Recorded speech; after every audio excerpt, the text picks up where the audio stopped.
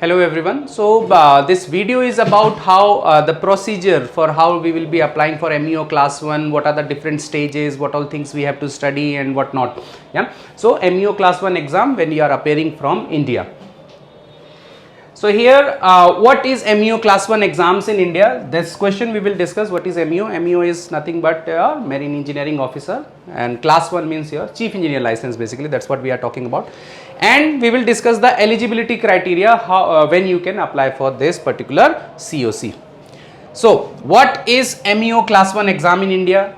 So it is an exam to become chief engineer, which is conducted by DG Shipping, Government of India. That's how we know, because the COC that is issued by the DG Shipping. Then it is a management level certificate of competency issued after clearing the exam. So exam pattern, it is of a written as well as oral. So once you clear that one, then we are eligible to get this certificate. It consists of one written and one oral. So in MEO class 1 exam, many have this doubt, how many exams do we have? So we just have one written and one oral. But although the syllabus is vast, it includes a lot many topics. We will discuss what all topics are there. But for the to bring the information in a brief, we have just one written and one oral. Yeah. So eligibility criteria to apply for MEO class 1 exam. So what is the eligibility criteria? So eligibility criteria, as we can see as per this column, so either we are qualifying as per column A or as per the column B. Column A is your qualifying sea service. That means the number of days from the day you joined the ship till you signed off. So those are your qualifying sea service. However, column B is the propelling. That means whenever your engine was running. So that one is, so both the criteria should be met. Now, as per STCW 2010 regulation 3/2, as we see the STCW code, we have discussed this there. For a chief engineer to work upon an engine of 3000 kilowatt or more, so what do we need? Either he will be sailing on a motor ship or a steamship. So the requirements are different. So what are the requirements for a motor ship? He should have 24 months sea time oblique 18 months. So we will discuss what is this 24 and what is 18. If served as second engineer, that means you have done your class 2 COC. After that, you need 24 months of sea time and no question asked whether you sailed as second engineer or you sailed as third engineer or you sailed even as a fourth engineer. So if that is the case, then you have to do 24 months of the qualifying sea service. That means the day you clear MEO class 2 and the day you join, from that day till you finally apply for MEO class 1 exam, you need to have 24 months of the sea time.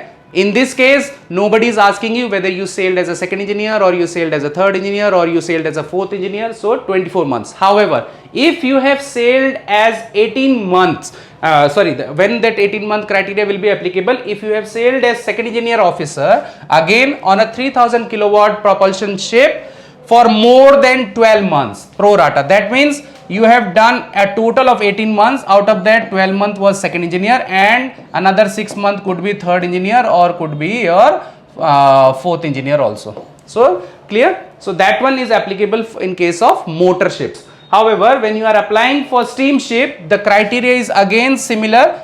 Either you have 24 months, no question asked, or 18 months where the question asked will be how many months you have sailed as a second engineer. So if you can answer that you have sailed more than 12 months as a second engineer on an engine of 3000 kilowatt propulsion power or more, then another 6 months could be as a third engineer or could be even as a fourth engineer. So then you are eligible to appear for MEO class 1 exam. So same here.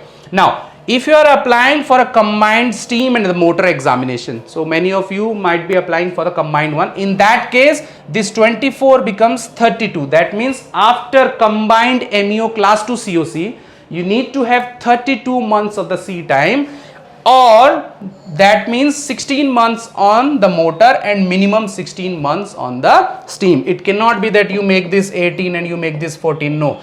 You need minimum 16 months on each type. So that's how they are getting this 32 months. Now, for the endorsement, you need 9 months of the qualifying sea service. Now, what is this propelling time? Normally when we take this sea service testimonial from the ship, we take around 85%, although 85% is not required. How much is required? It says minimum watch keeping on the main propulsion engine while qualified second engineer.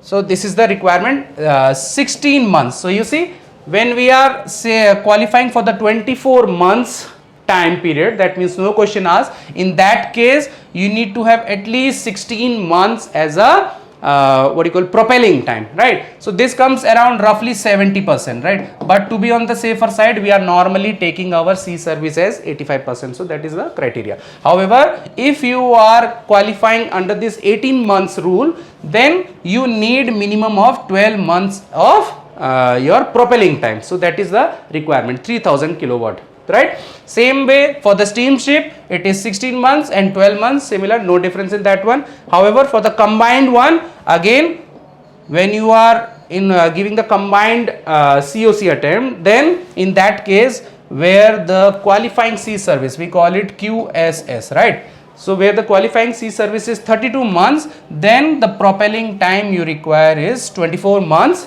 Again, breakup is that 12 months should be on the motor and another 12 months should be on the steam. Whereas for the endorsement, you need a minimum of 6 months of propelling time. So that is the requirement for MEO Class 1 qualifying sea service and the propelling sea service, and like from where you have to count your sea service. And also clearly we have to count our sea service from the day we get our MEO Class 2 COC. So from there, whatever sea time we have done, we will start counting it. So the target is that today you clear your MEO Class 2 COC and tomorrow you join ship and you directly start this counter, right? So that is the easiest way that you can or better we say, that is the shortest possible time period will be this one.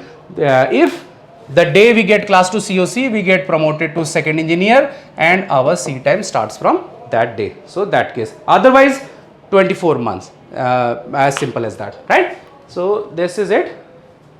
Now, as we already discussed, the sailing experience can be either as a third engineer or a second engineer if you are going for a mix of 24 months.